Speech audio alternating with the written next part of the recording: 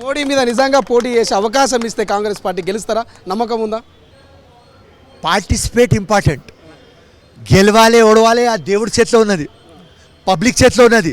కానీ ఒక వారియర్ లాగా ఫైట్ చేసే ఒక శక్తి ఉన్నది. 100% ప్రతి ఒక్క గల్లీ పోయి నరేంద్ర మోదీ అక్క చెల్లెలు చేస్తా ఉన్నది. సో చివరికి ఒక ప్రశ్న, మొన్న ఎన్నికల ముందు ఒక ఇంటర్వ్యూలో మీరు చెప్పారు ఖచ్చితంగా ఈసారి గెలుస్తా, గతంలో బోగస్ ఓట్లు ఇవన్నీ నన్ను దెబ్బతీస్తాయి అన్నారు. ఈసారి ఫిరోజ్ ఖాన్ ఓడిపోనికి కారణం ఎవరంటే ఏం చెప్తారు? 100% 50,000 ఓట్లు డిలీట్ అయినాయి. 50,000 ఓట్లు ఉన్నాయి. 50,000 ఓట్లు ఉన్నాయని 2,000తో ఓడిపోయినా. కానీ ఎలక్షన్ కమిషన్ జబర్దస్త్ పని చేస్తున్నారు. Chief election commission Rajeev Kumar garu, ఇక్కడ CEO మన వికాస్ రాజ్ గారు జబర్దస్త్ పని చేస్తారు. దానికోసం 50% పోయినాయి. ఇంకా 50% పోవాలి. కొద్దిగా టైం అవుతుంది, పోతుంది. 100% నెక్స్ట్ ఎలక్షన్లు ఇది కాదు, మొత్తం హైదరాబాద్లో గెలుస్తాం.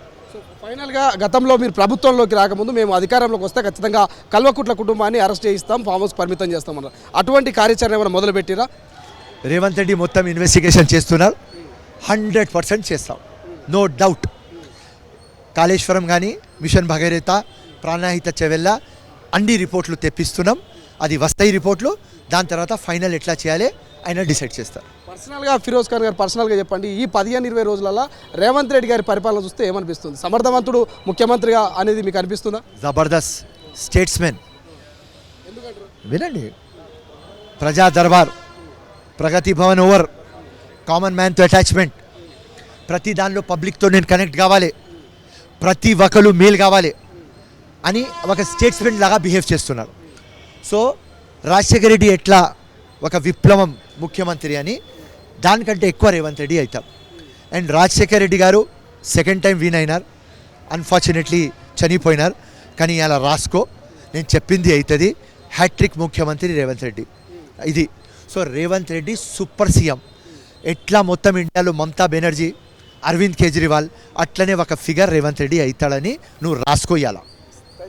సో ఇది మొత్తం మీద భవిష్యత్ కార్యాచరణకు సంబంధించి ఇప్పటికే కాంగ్రెస్ పార్టీకి సంబంధించినటువంటి నాయకులంతా, ఇక పొన్నం ప్రభాకర్ ఏదైతే రవాణా శాఖ మంత్రిగా ఉన్నటువంటి పొన్నం ప్రభాకర్ గారి అధ్యక్షన గ్రేటర్ హైదరాబాద్లో ఉన్నటువంటి ఇన్ఛార్జీలు ఎవరైతే ఉన్నారో, ఇటు ఖైరతాబాద్ నుంచి విజయరెడ్డి కావచ్చు, రోహిన్ రెడ్డి కావచ్చు, ఫిరోజ్ ఖాన్ కావచ్చు, సో టోటల్గా హైదరాబాద్లో ఉన్నటువంటి ఇన్ఛార్జీలంతా కూడా ఈ యొక్క సమావేశానికి హాజరయ్యారు. భవిష్యత్తులో రానున్న రోజుల్లో ఏదైతే కాంగ్రెస్ పార్టీ ఏర్పాటు చేసినటువంటి 6 గ్యారెంటీలని సో ప్రజల్లోకి ఎట్లా తీసుకుపోవాలి, సో ప్రజల్లోకి 6 గ్యారెంటీలు ఎటువంటి అవినీతి అక్రమాలకు పాల్పడకుండా, ఎటువంటి దళారులు, ఎటువంటి మధ్యవర్తులు లేకుండా నేరుగానే ఈ 6 గ్యారెంటీలని ప్రజల వద్దకు ఎలా తీసుకెళ్ళాలి, అర్హులైనటువంటి ప్రజలు ఎవరు, వాళ్ళు ఎలా ఎంపిక చేయాలన్నటువంటి విధి విధానాల మీద ఈరోజు గాంధీ భవన్లో ఇక మంత్రి పొన్నం ప్రభాకర్ అధ్యక్షన అయితే ఇక ఇన్ఛార్జీలంతా కూడా ఏకమై దానికి సంబంధించినటువంటి కొన్ని నిర్ణయాలను చేపట్టారు. సో దానికి సంబంధించి మనకు ఫిరోజ్ ఖాన్ గారు క్లియర్గా చెప్తున్నారు. ఇక ఏదైతే నియోజకవర్గంలో ఉన్నటువంటి గ్రామాల్లో కావచ్చు, మున్సిపల్ కావచ్చు, వార్డులో కావచ్చు, అక్కడనే కొన్ని రకాల గ్రామ సభ లాంటివి ఏర్పాటు చేసి ప్రజాపాలన కింద ప్రజల్లో ఉన్నటువంటి అర్హులు ఎవరు, నిజమైనటువంటి వ్యక్తులు ఎవరు, వాళ్ళ నుంచి కొంత అర్హుల్ని ఎంపిక చేయడం కావచ్చు, వారి నుంచి దరఖాస్తులు స్వీకరించడం కావచ్చు, ఇతరితర కార్యక్రమాలని భవిష్యత్తులో చేయబోతున్నారు. సో దానికి సంబంధించినటువంటి చర్చ అని చెప్పేసి కూడా ఇప్పటికీ మనకు ఫిరోజ్ ఖాన్ గారు చెప్తున్నారు. ఇక గతంలో ఓటమికి కూడా కొన్ని కారణాలున్నాయి, ముఖ్యంగా బోగస్ ఓటర్లు 50% నన్ను ఓటమికి కారణం అని చెప్తా ఉన్నాడు. అవకాశం ఇస్తే కాంగ్రెస్ పార్టీ ఇక అధిష్టానం అంతా కూడా అవకాశం ఇస్తే ఖచ్చితంగా వారణాసిలో నరేంద్ర మోడీ మీద ఎంపీగా పోటీ చేస్తారంటూ కూడా ఫిరోజ్ ఖాన్ సంచలన వ్యాఖ్యలు చేసినటువంటి సందర్భం అయితే కనిపిస్తుంది. కెమెరా పర్సన్ అజయ్తో శ్రీశైలం, తొలి వెలుగు, హైదరాబాద్.